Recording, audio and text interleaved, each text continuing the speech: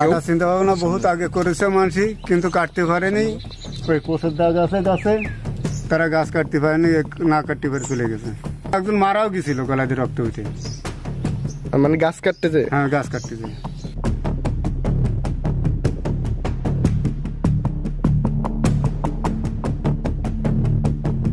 আর আনুমানিক 250 থেকে 350 বছর এখানে আছে। বহুত জন্তুজন্তি আছে, আগে জেন বইয়ের বসবাস ছিল, এখন মোটামুটি কমে গেছে।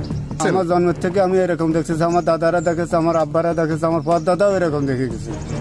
হ্যাঁ, 12 মাস খালি তেঁতুল হয়। আমার চোখে পড়েছে এই পাশের জমি আছে আমার।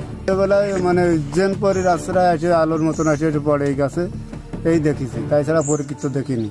কাটার চিন্তা ভাবনা বহুত আগে করেছে মানুষ, কিন্তু কাটতে পারেনি। ওই কোষের দাগ আছে গাছে, তারা গাছ কাটতে পারেনি, না কাটতে পারে চলে গেছে। একজন মারাও গেছিল গলা দিয়ে রক্ত উঠে। মানে গাছ কাটতেছে? হ্যাঁ, গাছ কাটতেছে। এই জায়গায় মানুষ আইছিল কাটতেছে, এই যেটা কোষের দাগ, না কাটতে পারে তারা এখান থেকে সরে চলে গেছে। এবং একজন মারাও গেছিল, এই গাজীপুরের একজন মারাও গেছিল এই গাছতলায়, এই জায়গায় গলা দিয়ে রক্ত উঠে। বুঝতে পেরেছেন? এই গাছের ঘটনা। এই গাছটা একসময় মারার জন্য চেষ্টা করেছিল, কিন্তু না পেরে তারা চলে গেছে।